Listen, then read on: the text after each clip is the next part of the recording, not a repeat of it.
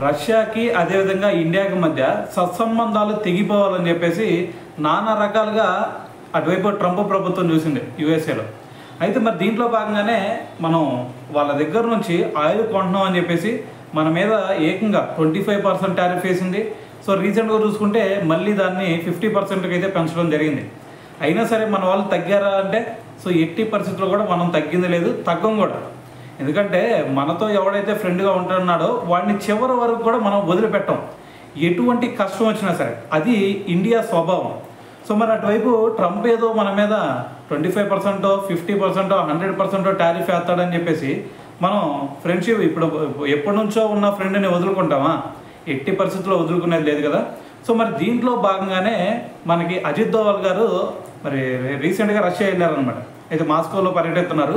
So మరి మాస్కోలో పర్యటిస్తూ మరి ఇప్పుడు కూడా ప్రజెంట్ ఆయన అక్కడే ఉన్నారు.